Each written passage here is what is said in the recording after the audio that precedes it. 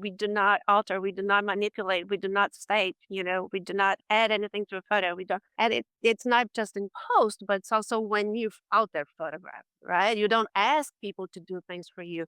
You don't, if you arrive late and you miss the situation, you don't ask people to come and reenact it for you. The standards are so, I mean, like there are zero tolerance for mistake, because then you're gonna lose, everything that you have as a photojournalist, which is trust. If you lose your trust, that's it.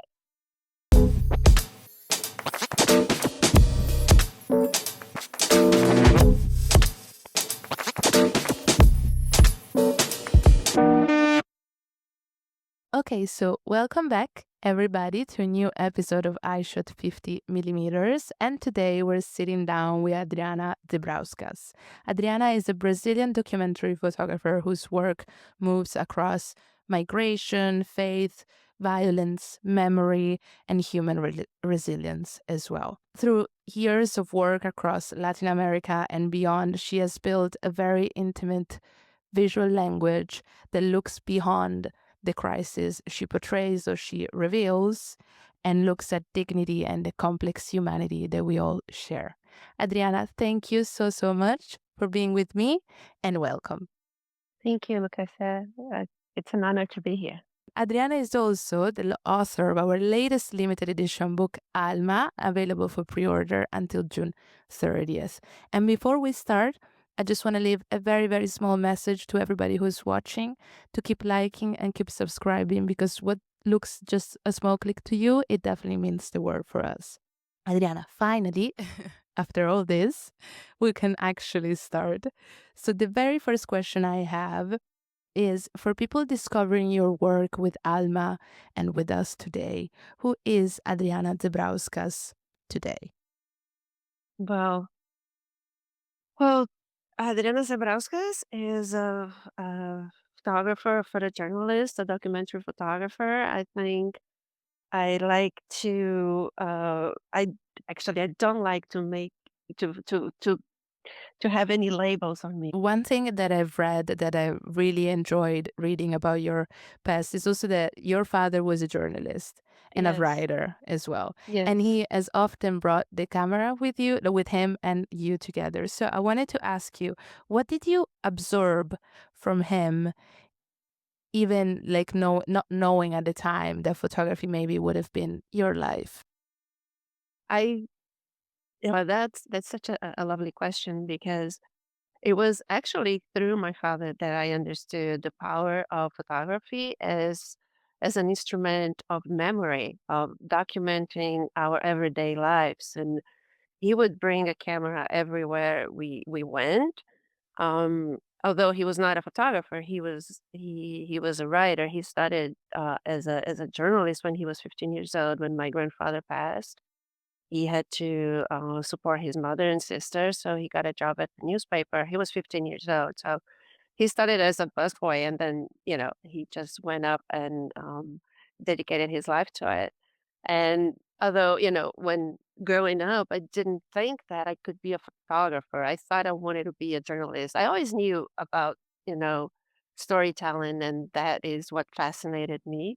Um, but the photography part was really introduced by him, by really being present with a camera at every moment. So I have boxes of, of slides, mostly slides that he photographed from we were little, our family trips, and it's a treasure, really, and I cherish them so much, and I think it really put photography front and center.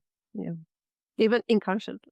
The people that surround us, the experience we live, the background we have, truly, some in a way or another, always influences us. Also, another thing I read about your career, your life, is that you've studied actually journalism, then linguistics and phonetics in Paris. Yeah, you're not mistaken, but I think the most important part of my formation was the journalism school. It was in Paris. I think that the linguistic and the phonetics was a short thing, and I don't really, see as really formative of me as a photographer. What I see it is that that time when I went to study that in Paris, that's when I really discovered photography. The classics, Cartier-Bresson, even, as a Brazilian, Sebastião Salgado, because that when I was there was like this huge, huge retrospective of his work, and it was for me, um, the being in Paris and discovering at that moment in my life the power of still images, the classic, classic school, a French classic school, really formative. And I think it took me a while to get rid of that influence in my work and try something different. Yeah. There's another thing that I was so much struck about is that you've said that your greatest education was the newspapers.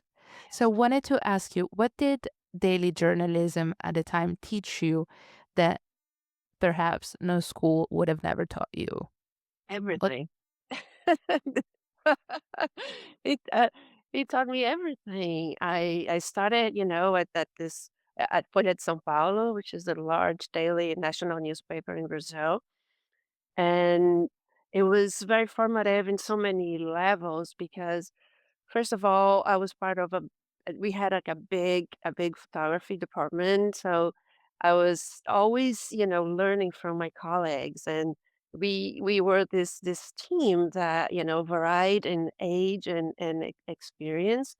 So I was like a little sponge, like really, like absorbing everything from my colleagues, my most experienced colleagues. I even had a colleague that when I started that the first day, Seu Nascimento, he was, older, and he's like, "Are you Ricardo Zehbrauskas' daughter?" And I'm like, "What?" So he worked with my father at the newspaper, So it was fantastic, and at the same time, there was, people or photographers that were starting like me. We were very young and, just beginning our careers really very green, and the newspaper was it provides you this opportunity to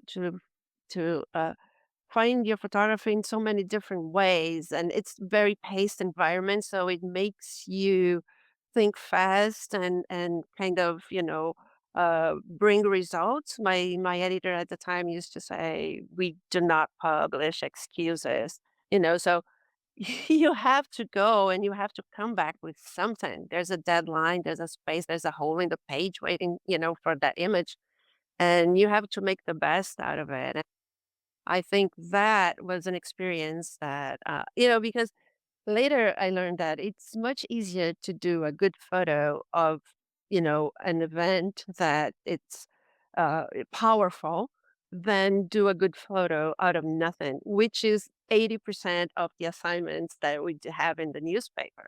The day-to-day grind in the newspaper is brutal. You're doing stories for all sections and, a lot of, boring assignments a lot of the times. It's the yeah, I think that this perception that, photographers have this glamorous life is it's very overrated.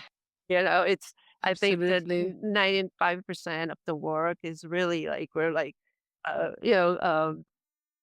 picking stones and going out there and doing a lot of work that it's just, necessary to be that's necessary and part of, a daily newspaper, edition, so and the good stories, they come too, but they very few far in between, far yeah, yeah. And was there anything that perhaps you had to unlearn from newspaper photography in order to maybe become the photographer you are today?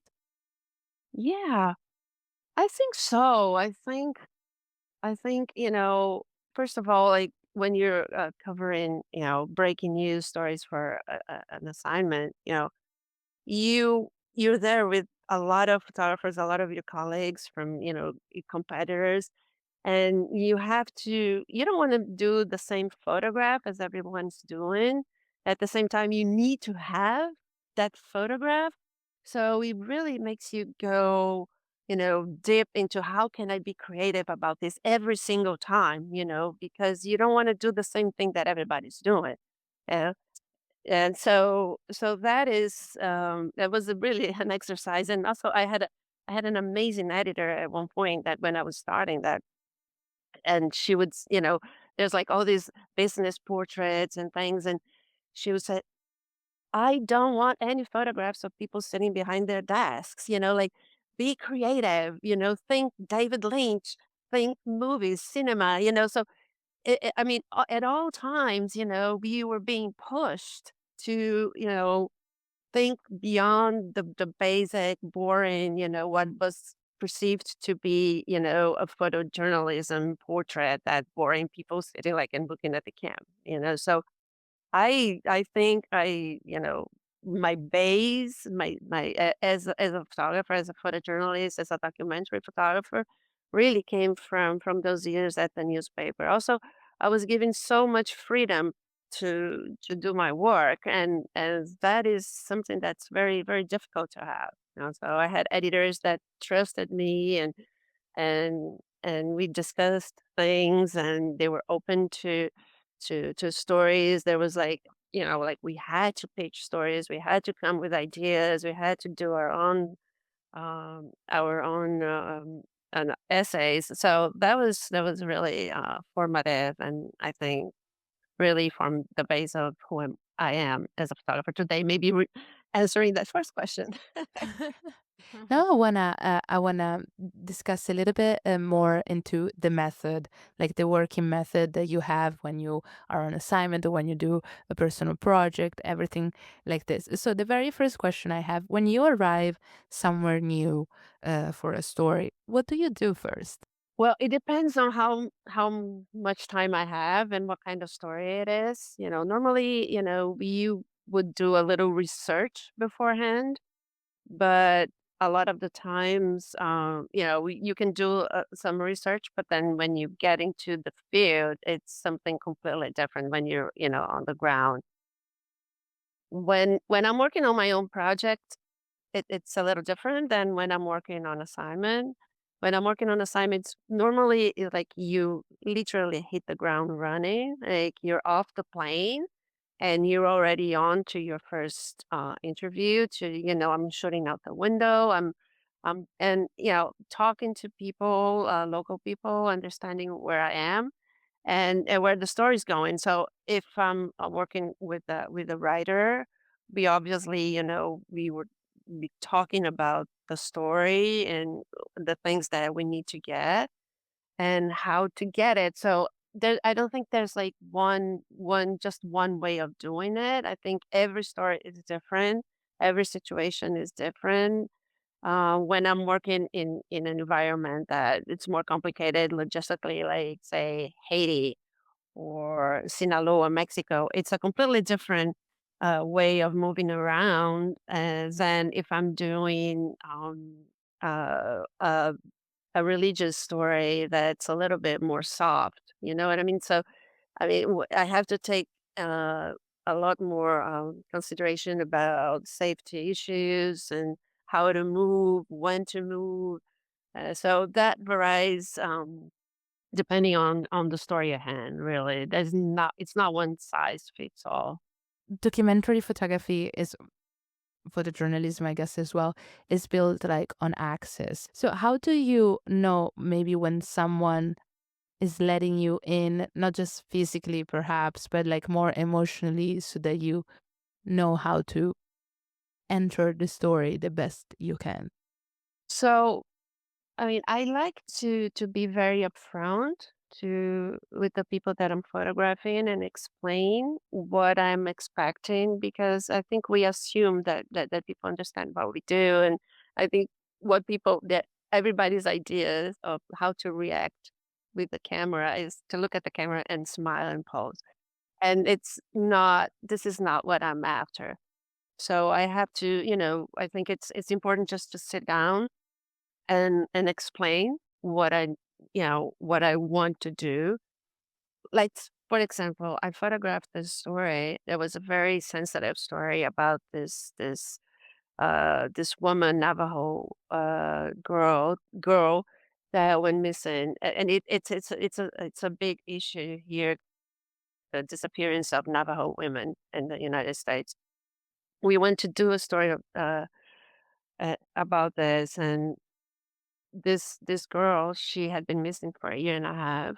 She's older. She was not a minor. She was about 25 years old, 27 years old, and she was found.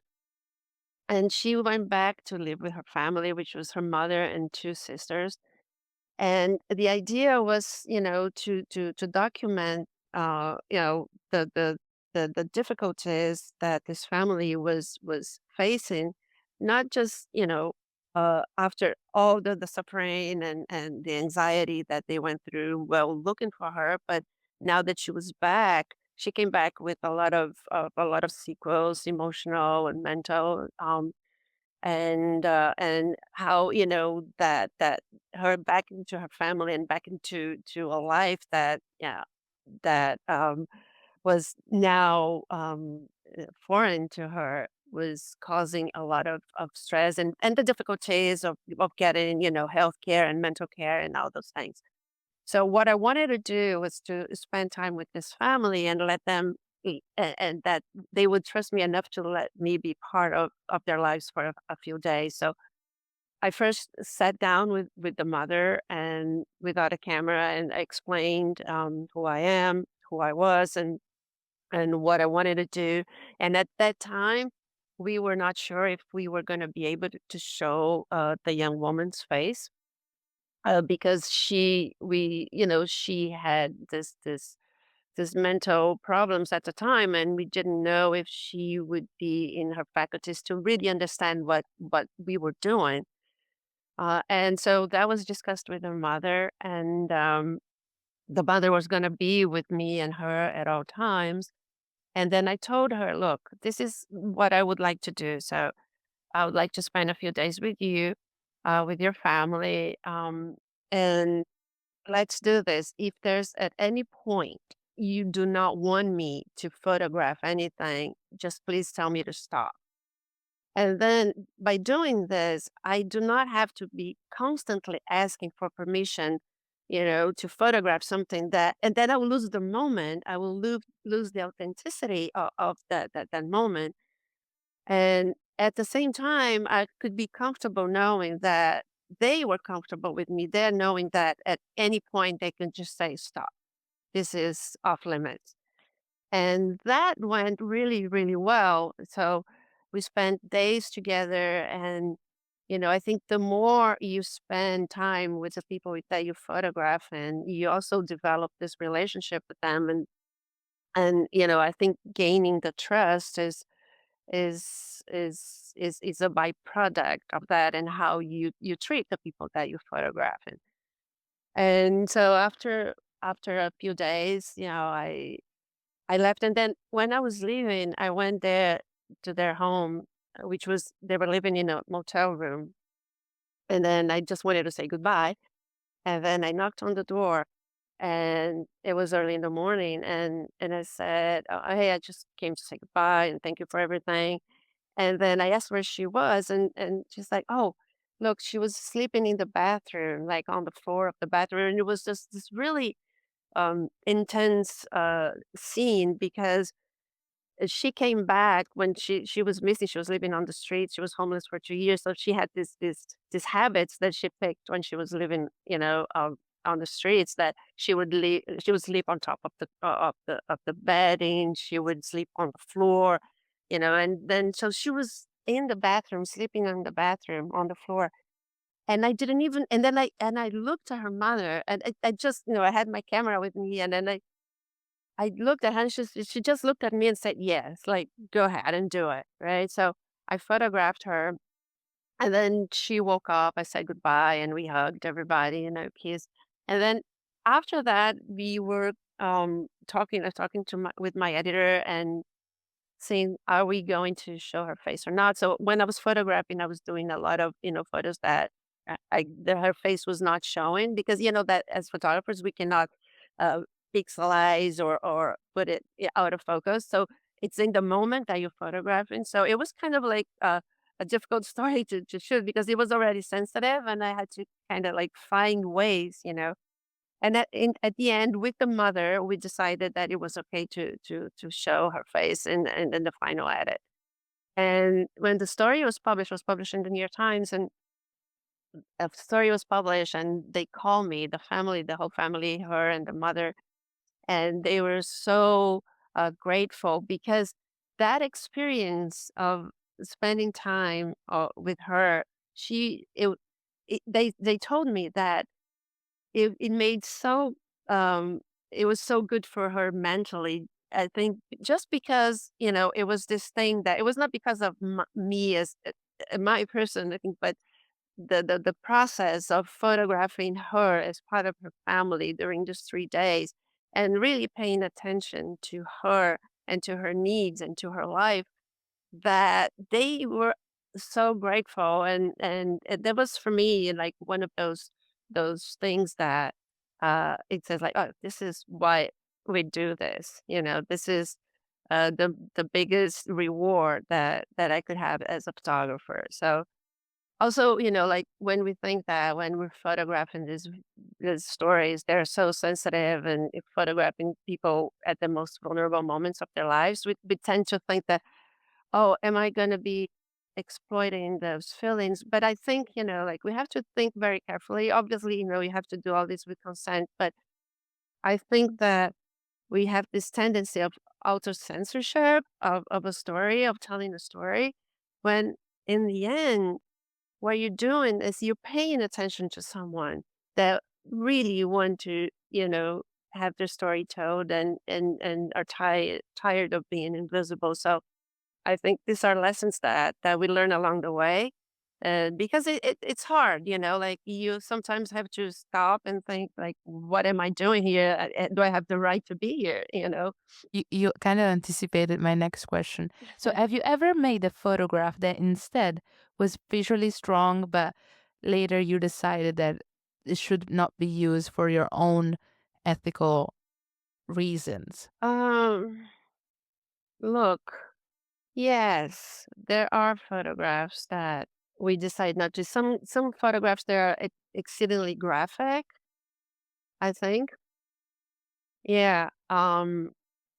I decided, some of them not to use, not to even file it. But sometimes, I when it's really important, because sometimes it's a graphic photograph, but it has a meaning and importance in the context of the story and the subject matter that we're working with, um that then I would talk to my editors. I'll file, and a lot of the times, I mean, the final decision comes from from from my editor, and they also have, that they have the standards desk and all that. Yeah. And when you are in a scene, or yes, when you're in a scene, in a situation, what's your approach in the sense of, do you wait for a scene to organize itself, or do you move around it inside until it makes sense for you? Yeah, I try to spend as much time as possibly can in a scene, and not to just rush in and out. Sometimes that's how it is, but if I have the opportunity and the possibility even to push a little bit, just to stay a little longer, and things start moving. Yeah, and so you're there in that scene, and I like to read the room a little bit. So again, different scenes, right? Different situations, like not one approach is valid for everything. But let's say, for instance, like the story that I've been working a lot recently, that's on the violence in Sinaloa. One thing, unfortunately, that we have to cover a lot, that when I'm there, is this crime scene, right? So scenes of executions that are extremely intense and heartbreaking. and difficult for many reasons because sometimes like recently we arrived there before the police, and in these situations it's complicated because you never know what could happen there because the scene is it's still not secured. Yeah, but then sometimes like I'm there, and then after a while, you would see like a family member or a relative that will arrive at the scene, and then you have this extremely intense moment of pain, of despair, of the realization that um you lost someone in the most horrible and violent way. And so, you're there and the scene is happening, the thing just happened. It's something that it's still developing. So there, and then the police arrives, and then the forensic team arrives, and then it starts to get dark and the light, changes, and that changed the whole mood of the scene. So yeah, that is, one kind of situation that I will try to spend as much time as I possibly can to see all this possible developments, and that could happen. Yeah. You've been in places or situations that are very tough and very difficult, apart from the emotional side of it. Then I wanted to ask you, in this situation, equipment stops being a fetish and Oh, is yeah. more and more a matter of survival. So, what do you actually need in this kind of situation? Yeah. So I like to be very mobile, so I don't like to carry a lot of stuff. So again, every situation is different. But in a situation like this, when I'm on the move, I what I do is I carry two cameras. One camera mostly with two cameras, and then I have a camera. If I'm with a car, that's I we have like someone that we trust that's helping us driving the car, and that I can leave some of my stuff in the car when I'm out shooting. Then I'll bring my camera bag, and then I'll bring a couple extra lenses besides the ones I have in my camera. So I have 2 cameras, one with a 24-70 and then another one with an 80-100, 70-100 that, like for these scenes, this crime scenes, for instance, like when we get there, the police arrives and then they cordon off the scene. So you kind of like in a distance, if you wanna get something, you can always get, things happening, near you, but, the scene, it's pretty far away from you, so you need a longer lens for that. And then I have a belt that I use, which is actually kinda here. It's kind of like this. It's a very nondescript, but it's, around my waist where I keep like an extra cards and extra batteries. I have, things that I'm gonna need, at the moment that I'm there, so I don't have to get back to the car and get it. And then I'm completely, free to move around. I hate carrying bags, I hate carrying, backpacks, so as much as I can just carry my stuff, on me like that, the best. And, as for the camera, really, I think the camera that I'm mostly used to. I mean, like, I need to have a camera that I can close my eyes and use it. I know where the controls are. I'm very old school photographer. I only shoot manual. Like I am constantly changing all the settings in my cameras. I look through the viewfinder, like I do not shoot looking at the back screen of a camera. Unless, I have to shoot with my iPhone because we do shoot a lot of videos, like small video loops. So Yeah. that I shoot mostly with my iPhone. And sometimes I really do shoot also with with my iPhone, like real still photographs. But yeah, like I use my trusted Canons, my workhorses really. I recently this week I was shooting a story on religion, I was in the church, so my camera I think other cameras do that too, but it was, like, completely silent, so that's also those things are important to me, like, if in a situation like a funeral, like, you don't want to intrude to 'em, I mean, you're already intruding, and you don't want to be that distraction, so, like, the sound, if I can, mute the sound of the camera, that's important to me in those situations. And that's it. I'm not really too picky. I'm not like I know a Fetish lot of for gear. photographers are, like the details or the technical details, the camera. I'm not really worried about that. I mean, I need a camera that it can let me express what I'm seeing, you know, and then that's Absolutely. it.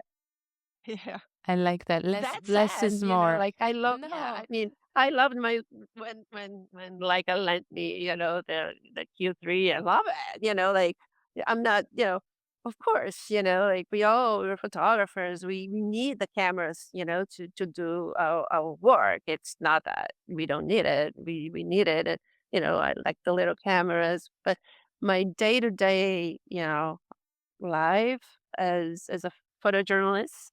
Again, back to I guess that's what I am.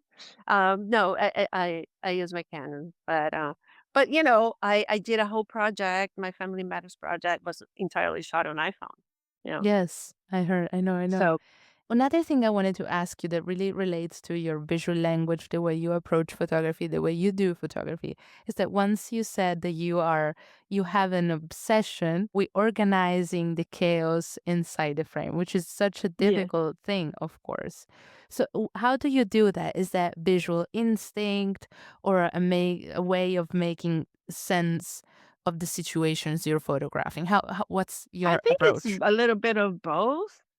I think also, it's, like, you kinda, like, bring into so that moment when I'm framing, I come totally absorbed in that inside that the viewfinder, like, it's so sometimes it's even a little dangerous because you kinda, like, you forget where you are, it's just like you stop hearing, and you're just so focused on that. And I think a lot of things come into play. Like, I think at this one fraction of a second is, like all the you know aesthetic decisions that you make are based on one, the content and the information you have to uh I think the framing is just the beginning of that, Yes, right? And absolutely. then you have to, you have to think about the content, the layers of that photograph. I mean, how can I express, how can I visually, um, say what I'm trying to say about the story? I mean, conceptually, visually, and that, will be something that people will look at and instantly understand, right? And then I think you bring everything, you bring your perception of light, your perception of space, you bring, all the poetry you've read, all the songs that you've listened to, all the books that, yeah, have been following you. That everything that formed who you are as a photographer or as a person, will come together in that one fraction of a second where you decide that this is the best angle and this is the moment where I'm going to press the button, which is, just the last little thing that you do. And all this, it's really fast. It's happening very fast, like you're listening, you're observing, and then you're framing and you're worried about like the speed and the ISO, and I don't want, sometimes there's like a lot of pressure that, when you're photographing something that, it was really difficult to get there, to get the access, and you have one shot, like literally one shot, and you cannot mess it up, so there's like all this pressure, and then you're like all this happening so fast, so fast in your mind, and it's very intuitive, yeah, and organic, but at the same time, you're so focused, like really so focused, like. I can't mess this up. Like I cannot. There's no chance. Absolutely. Yeah. There is another part of your work, like color. I feel like color is a very important part of your work. So, my question hmm is, what does color give you that black and white cannot give you, but also vice versa? Because you've used black and white as well. Yeah, I use both, but mostly color in the end. So that's when when like I outgrew my classic French photography face, the black and white, which I love. I love. I wish I could do more black and white, really, but it's hard. For the work that I do, that I do a lot of assignment work, so it's hard. It's Yeah, mostly color. color. Um, but but yeah, color is a different element. So when you photograph in something in black and white, you photograph something you look at things differently because sometimes a scene it's about the tones, it's about the composition, it's about the colors, really, that will help that scene make sense and have an impact. But if you're doing that in black and white, that is not an element that you should consider. So would that work in black and so, you know, before when I, photographing, like when I photographed my whole faith project in black and white, I used uh, an analog camera, so I was shooting in black and white film, and so that's different because you're making different decisions, that you cannot. It's not that you're photographing color and then you're going to transform it to black and white later. You're already seeing in black and white, so it's talking about the shadows and the light, and you're talking more about people's expression. So what makes it work as a black and white image, not necessarily is gonna work if it's a color, photograph. Absolutely. So it's different ways of seeing things, I think, different ways of observing light and seeing how those extra elements will be part of the frame and help, to tell you the story that you're aiming to To to tell. tell. Yeah. Yes.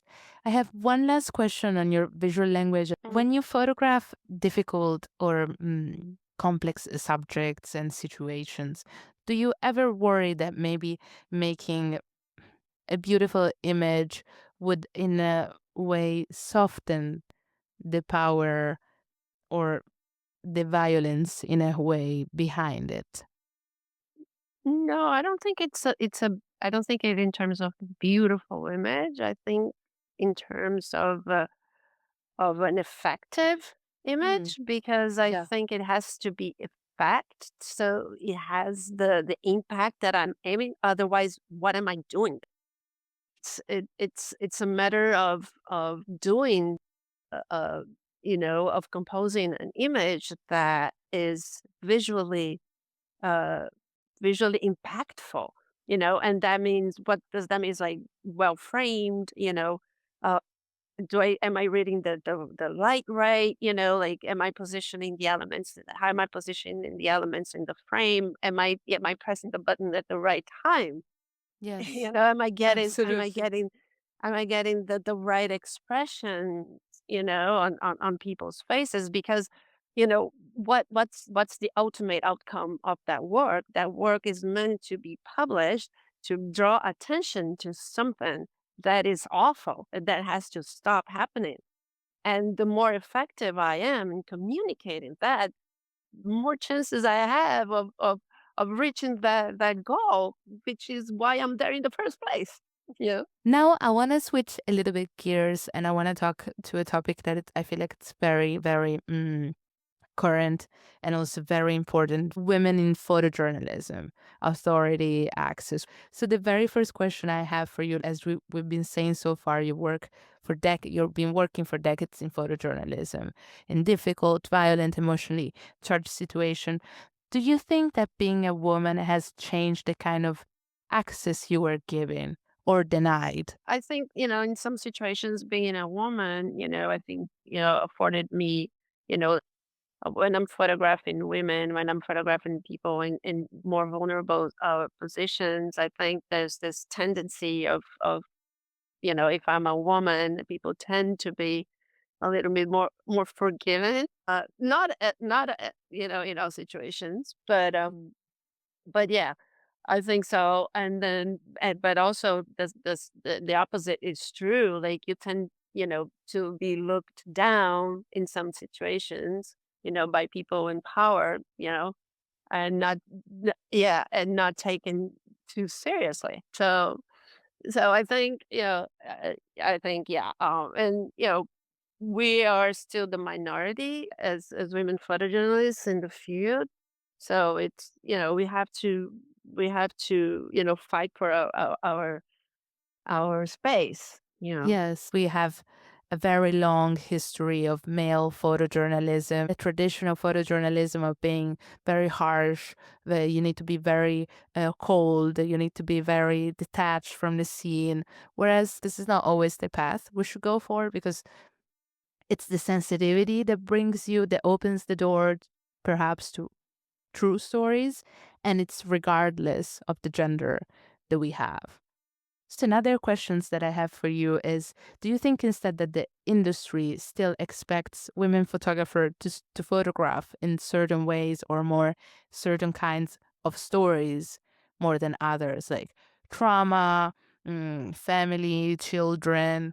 uh it's I'm not sure. I think I hear things, but I think I can only speak by myself. I mean, to my own experience.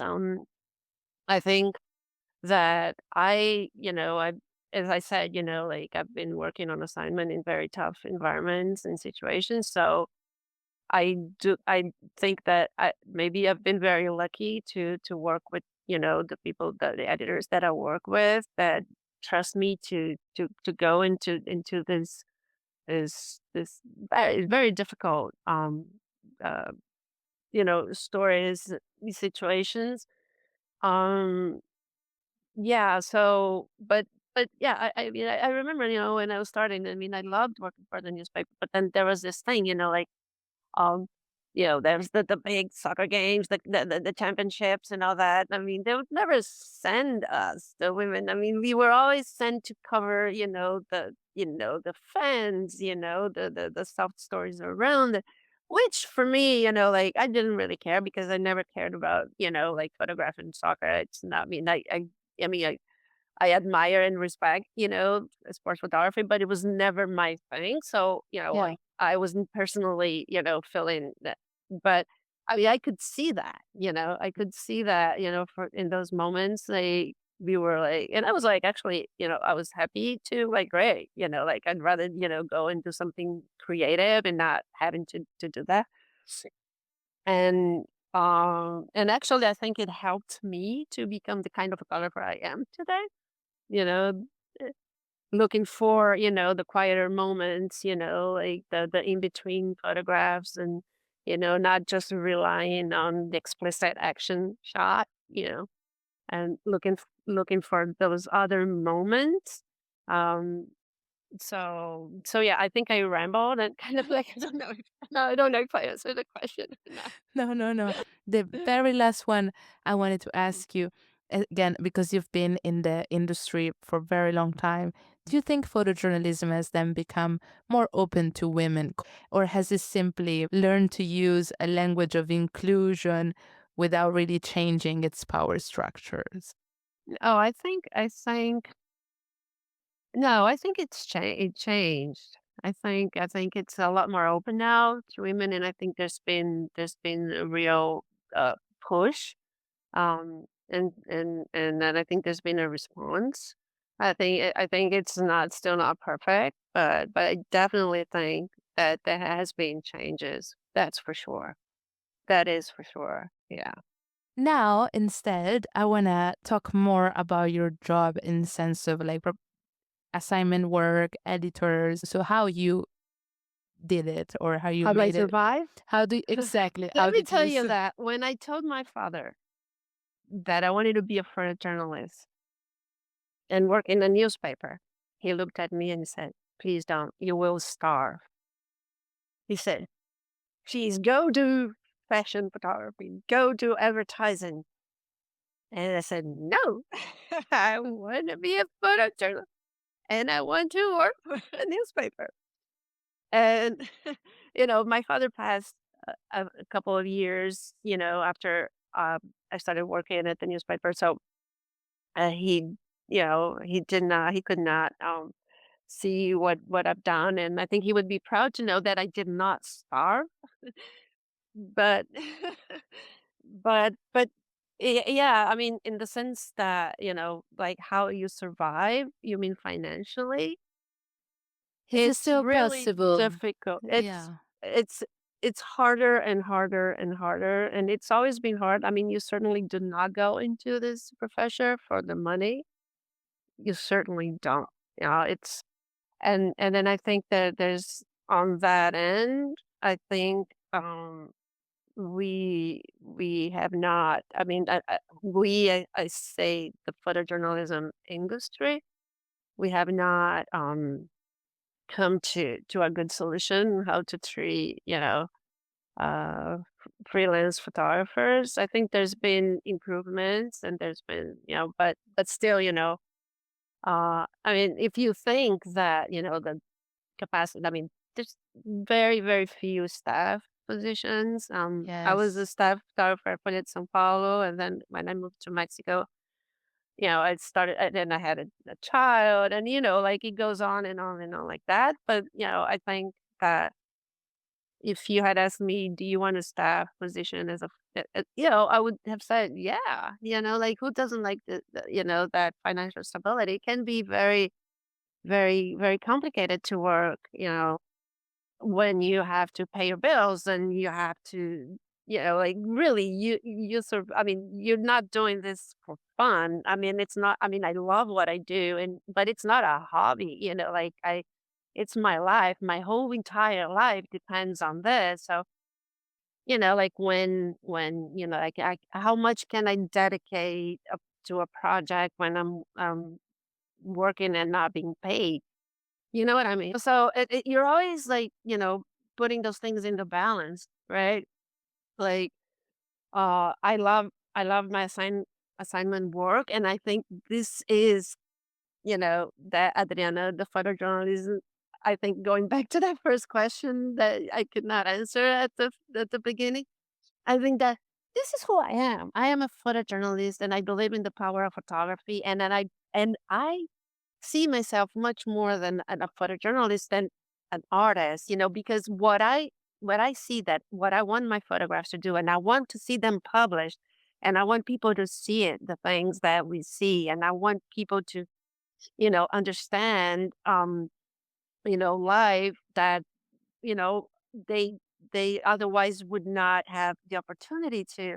And I want, people in power to see, things that they have the power to change. And I think that this is what I do. So when I wanted to go and do journalism, when I wanted to do photojournalism, and when I wanted to work for newspapers, I mean, I love newspapers. I think it's the most democratic form of communication. And it's that fast paced, like news, I think there's all that. And sometimes you want to go deeper in stories, yes, but I think that's, that we can talk about this in a complete, just one interview, just to talk about that. But that photojournalism that, is out there every day, and it brings to light this stories that, a lot of the times go unseen and unheard of. And I think that is why I do what I do. Everything you said pushes me to other questions, so I'm connecting again to what you said just right now. You work for, and you've worked as well for major publications, New York Times, the Washington Post as well, the Guardian, the CNN, and many, many, many, many others. And I wanted to ask you, have you ever felt that an assignment was asking you for a story, but the situation in front of you was telling something else? Oh, yeah, it happens many times, and it's so and then we have to change, the story, that's not the story then, and, oh, it happens a lot because, sometimes you go and you have to go to the field, you know, you research and then you have a story and then you're gonna go to the field to report that and document that, but once you get there, you realize it's not exactly that. And then you have to pivot, you have to switch. And so, Susan Mizella, like one of my, mentors, she says that, I don't go to the field with a mission. I go to the field with a question. What is happening here? What am I seeing? What am I hearing? And how can I tell, this story the most truthfully truthfully way possible because that's what we do as photojournalists, right? We have to be we can't stage, we can manipulate, and then I know we're there, our presence, I know all that, but with that in mind, as to the best of my abilities, I will not manipulate a story and I will not create a story when the story is not there, you know. So Right. it takes professionalism. You have to be humble also to realize that that's not it. And then okay, so what can I do now? What is the story that I can I'm here, so what is the story that I can tell and still be truthful to Right. the people and to what's happening around me. Um, Very interesting. Oh, because that's the thing. I feel like editorial assignments can really create depth of photographic work, but at the same time, we live in such a high speed world with social media and everything, which connects to what I wanted to ask you because you also received the Getty Images Instagram grant in mhm. 2025 Mhm. when Instagram still seemed like a possible space for documentary photography in a way. Do you think that promise still survived? Do you think is it still true today with all the technological things that we're seeing and developing, AI generated imagery and everything like that that circulates? I think it's a minefield out there now. I mean with AI, like I do not trust anything that I see if I do not know the source that I'm looking at. If I don't know that photographer personally, if it's not an outlet that I trust, unfortunately I just don't believe it because AI is there and it's getting better every day and Yeah. it's crazy, how you can be fooled, right? Uh, so that's why I think, that integrity as a photojournalist now, it's always being, paramount to our profession. Now it's even, the standards are so, like there are zero tolerance for mistake at this point. Like we cannot um do any mistake, at this point, like in that sense, because then you're gonna lose, everything that you have as a photojournalist, which is trust. If you lose your trust, that's it. That's it. And I worked so hard my entire life to get here. It's not an easy I'm not saying other careers are easy. Uh, it this is, it took so much. I gave so much to it that, at this point, like I have to be we all have to be so careful and so mindful of the slightest decisions you make. Like even, like suddenly, like you open Photoshop and, as photojournalists, we cannot use post production, like just the minimum, a little bit toning here, a little bit of clarity, just like really minimum use of Photoshop. Um, and then suddenly, like you have this new filter, like, and it's, a denoise. So like, when you use a high ISO, you're going to have pixels, you're going to have noise in your pictures. And then there's this new AI generated tool inside Facebook, inside Photoshop that, it's just going to, denoise your photos using AI. And that is, I mean, it could seem like very, very, very, you know, uh, naive. It's just, like you're using clarity or sharpening, but it's not. It's an AI generated thing. And, I cannot use any of that in my images. Of None. course.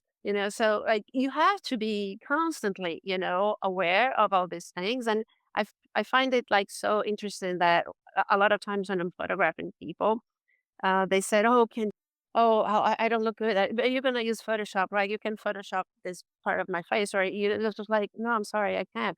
What do you mean you can't? She's like, "No." I mean, I explain, to people that as photojournalists, we cannot erase, we cannot delete anything, we cannot add anything to an image, and people are really like, "Oh, really? I didn't know that. I'm so glad you told me that."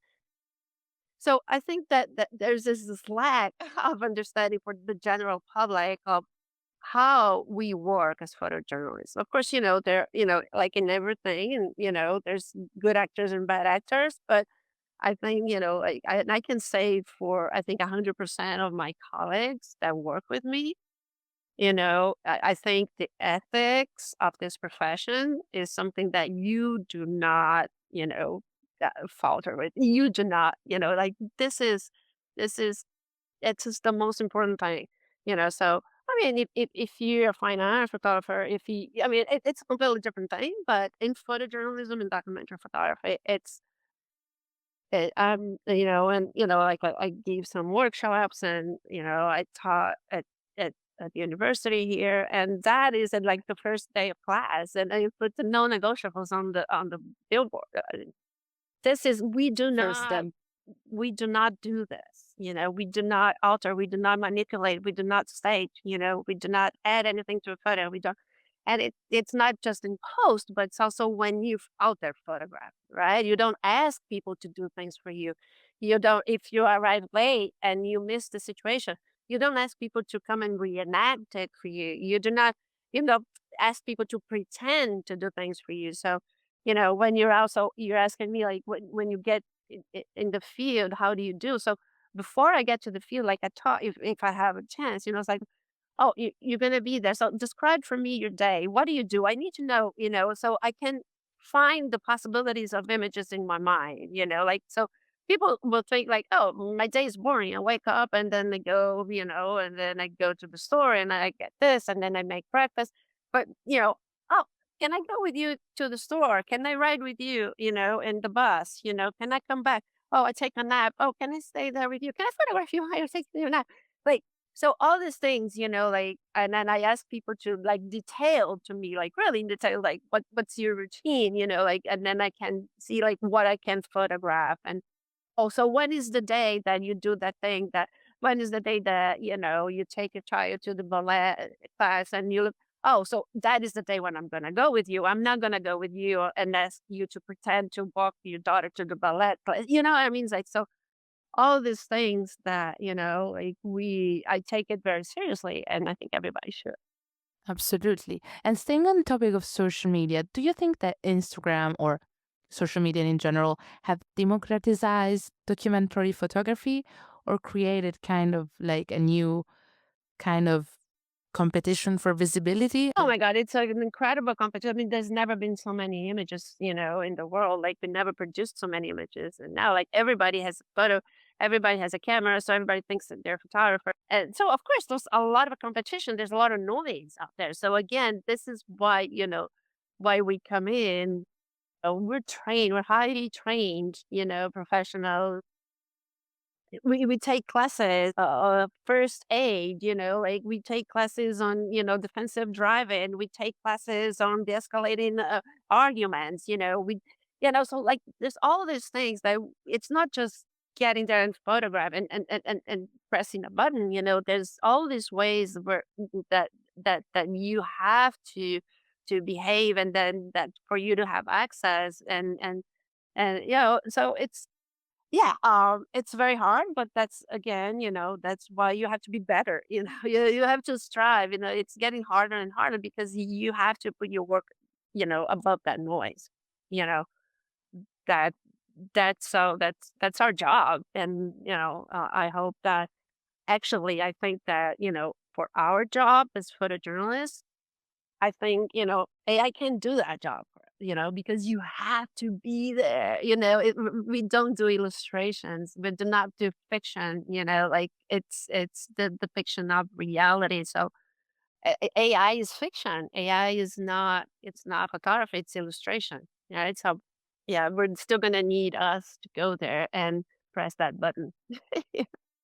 Yes. You before said that you teach some workshops and you see new generations of photographers as well. So when you have young photographers in front of you, what do you think they have different from the previous generation? I don't know. Well, they live in a different era. They started, yeah, and they started, for them, like, I think shooting negative, it's kind of like this novel thing, and kind of I'm gonna be different just to shoot negative, which is like this is how I learned how to photograph. Like, so it's a different way of seeing things and a different way of understanding the world, and then I think that we need them, and we need them. And but also, I think that it's really important for them to understand that this basic principle that photography is, in photojournalism is just is really serious, and it's much, more than the glamour that it entails, the life of the globetrotting photojournalist. It's um I think that,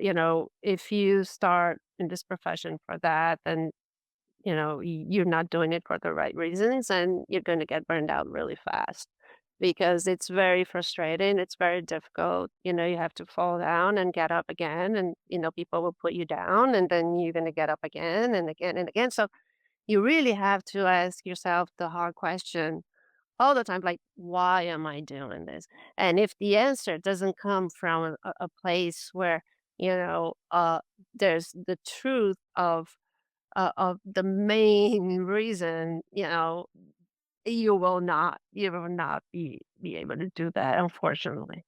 You just won't. I also feel like many young photographers are very aware of ethics, representation, consent, power. Do you think that has made documentary photography better or more afraid? Both. I think it's important consent. I think it's important representation. I think all of that is really, really important. But also, I don't want to be labeled as, a photographer who can only photograph women's issues because I'm a woman. I think then it comes, back to that first question, that we were talking before just now. Why do you do this? And it has to come from a place of, respect and dignity for the people you're photographing. So that I feel like, why can't I tell the story if I have a genuine and truthful interest in it? I'm giving literally my life, putting my life on the line to do this. Yeah. So I think there's a balance there. There's a fine line there that I think, both things are important, and I think, yeah, of course, if, some stories will demand a kind of photographer, and then I think that's important that this, things are now being taken, people are paying attention to it, and I think that's a progress and it's important, but I don't think it's one size fits all, and I think it's very, very dangerous to go, blindly, in that direction. I think, again, each situation is different. And again, it really depends on, your intention in the first place to do what you do. I want to discuss about Alma. So Alma is your limited edition book we're doing together and has beautiful title. And I wanted to start from there and actually ask you, what does this title mean to you? It means, you know, everything that makes sense to me in my life related to photography. It's my soul, and then that's what also I look for in the people that I photograph. I think that, I think photography is it could be a bridge, where, the photographer sees a way and then, creates this bridge of understanding that people still have to walk through but, I think photographers see that. But it's also a mirror, when you see yourself in someone else, and that brings that humanity, and you understand who you are through the other. And I think this book, I think um that's for me the heart. Maybe I should have called the heart, not the soul. But Alma means soul in Portuguese and in Spanish. And this is a book about Mexico, where I spent the last not the last. Now I live in Phoenix, but I spent 13 years in Mexico, where uh, I learned a lot about myself as a Latin American, as being part like we're from Brazil, or the thing, like we're from this continent, in like a country continent. We speak Portuguese. We're kind of like isolated from the rest of Latin America. I speak Spanish and have a different history than us. Um, and so everything, the music, the way, people relate to each other, and people communicate in this huge continent and through one language. And that for me was a turning point in my life as a photographer, and as a person. That's where, where I raised my son. That's, where my husband's family is from.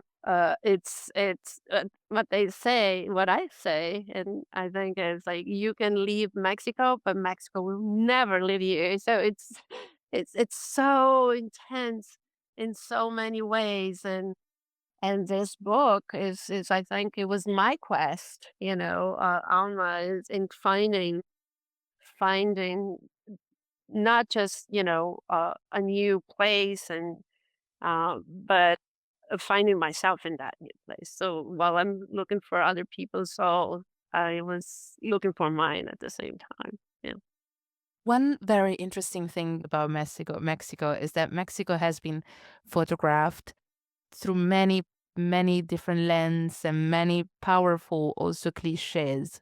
So hmm violence, religion, color, death, devotion, everything like that.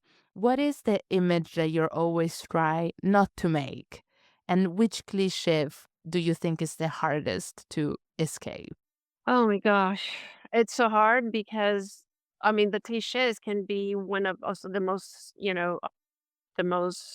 interesting things. Like, like if you get the Day of the Dead, thing. And, when I did, my religion project that I did in Brazil and Mexico many, many years ago, and then that one that I did in black and white, shooting negative.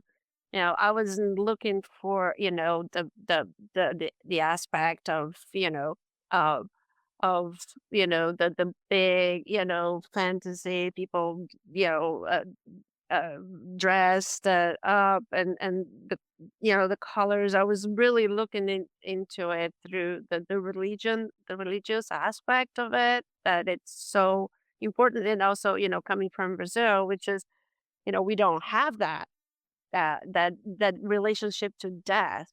In Brazil, it's something that it's much more like, you're dead, and maybe you go to the cemetery once, a year to, bring flowers. But it's not that festive thing, in the sense that, death is part of life, right? So that is what, I was mostly interested in. And then, it really became this thing where, just people do these photo expeditions to the Day of the Dead, and then there's like all these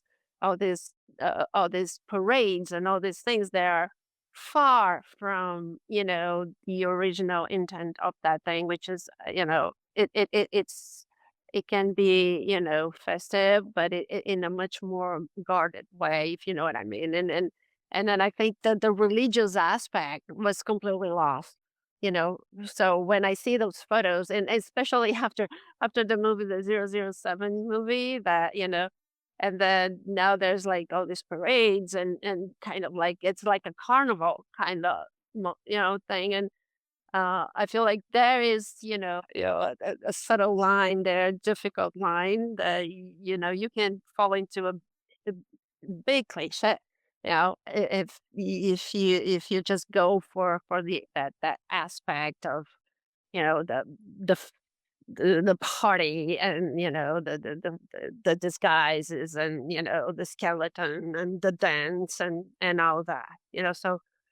So there's that. And so I think that, um yeah, I'm just really trying to, in Mexico is so profound, and that I it really it taught me so much. And I really just wanted to, I mean, I think that I don't know if I'm successful or if I've been successful, but I just really wanted to go pass through that surface, and try to look a little deeper into the roots, uh of the stories, and the people that I photographed, just past that shiny surface. Yeah, yeah. And, but that the problem with Mexico is that it's so incredibly beautiful, and but I also found that's one of the hardest places that I photographed, I think because of that. Also because I think people, if you think about, the violence, and, the horrible history of forced disappearances in Mexico. So people are very skeptical. People are afraid, sometimes. So if you point your camera to someone, if you're not in an environment that's like that, like like a parade, or if you're in a place where there's lots of tourists, and that's fine. But that's not what I'm interested in, right? So if you go past that, you find that it's not very easy to break that surface, and to break that ice, and to really be able to see the reality behind the you know and I don't want to, also don't want to go either way to the carnival, but I also don't want to explore you know the painful Yeah. side. And I think that, I mean, I've always strived to try to be fair and balanced. But I'm a human. I'm human too, like. But I think that, but yeah, I mean, I don't take anything for granted. I don't take the trust that I get from people for granted. I think it's a huge responsibility to tell other people's stories, and I really don't take that lightly. No, I really don't. And moving towards the end, I just want to move towards the end with a couple of, in a way, rapid fire questions that I just want you to answer what comes to your mind and what do you think. And then we'll get to the end. The very Mhm. first question I have for you is, what do you think is the most overrated thing in photography today? Or the one that you cannot stand? Oh, it's obsession with gear. I can't stand it. Especially social media, like people talking about photography, and they're only talking about gear. And then I mean, I cannot stand it. It's like, telling a good cook, like, you must have a great stove. I mean, like, or a writer. People don't tell writers that they have a great pen or a great, typewriter. I mean, come on. I mean, that drives me absolutely crazy. I hate it. And what do you think is that it's the most underrated quality of photography today? I think, hmm,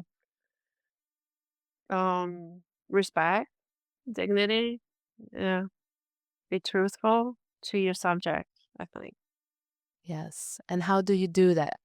Well, paying attention to people, paying attention, be respectful of their story. So, of the position they're in, and how you gonna treat them. Yeah. And what kind of images are you tired of seeing today? Oh man. photos of food, people's plates, although that has I think people are also getting tired of those things. Yeah. Yeah, yeah, I don't know, good question. Yeah, I don't know, I mean, yeah, people's plates, yeah, just yeah, I'm tired of seeing that, I'm not interested. What do photographers talk about too much, and what do they not talk about enough? I think, again, what they talk too much about year. Oh my god, and then I think they don't talk a lot about uh, difficulties of the industry. I think that we should talk more about that. We should talk more um about mental health.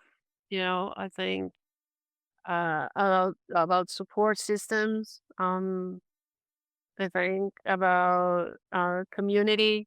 You know, safe spaces. You know, for photographers. For photojournalists, I'm talking about photojournalists because that's what I do, and that's the industry that I'm in. Yeah, so I think that when we you know we do the foundry workshop, yeah, we do all this, that we create these spaces. I think not not just talking about photography and ethics and captions and narratives. We create community, and then we create space for people to be vulnerable also with their work and I think with how they experience this because it's hard work. It really is. It can be Yeah. brutal. It really can be brutal. Um, and I think that those spaces are really, really important. And so, yeah, I think you should talk more about that. And I think it's better now. And I think, but it has to be more widespread. Like as I was saying before, like those courses that we do, mental health, digital protection, first aid, all these things, the escalating situations, like all these things, like it should be more widespread, and every photographer that covers this and see themselves covering this kind of situations. I mean, it can be life saving. Really, it's not an understatement. It really can be life saving. So I think we should really never stop talking about this. And it's not because it's about us. It's not that I want, the whole world to be talking about what it is. It's not that. It's about creating, the necessary support system so we can go out and do this job. Very last question. After all these years of shooting, why are you still photographing today?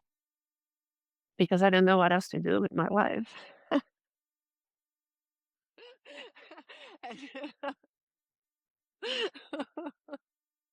I tried playing the guitar. I'm really not talented. I mean, if I could, if I could stop, if I say, you want to stop and do something else, I would say, okay, I wouldn't just, just sing and play the guitar. But unfortunately, I wasn't blessed with that talent, and so I still needed. Uh, I know, no, yeah, because of course I know I still believe in the power of photography, but yeah. I like this. I feel like this concludes on such a funny and Uh, easygoing interview as well. So, Adriana, I truly want to thank you, thank you, thank you for being with me today. It was lovely, and I hope I made you feel comfortable as much as yes, I you felt did. comfortable with you. No, thank you so So, much for having me and indulging in my rambling. I appreciate you and thank you for publishing my book. I'm really so happy and excited and scared. and, yes, it's gonna be amazing though. It's really gonna be amazing. And just for everybody who's watching, I just want to leave a very small message to keep liking and keep subscribing. Because again, what's a very small click to you, it means the world for us to keep bringing you this it does. kind of It really content. does. Yeah. Yeah. Thank you, thank you, Thank thank you, you. Adriana, and Thank talk you, to you Lucrecia. soon. Talk to you soon. Bye. Ciao.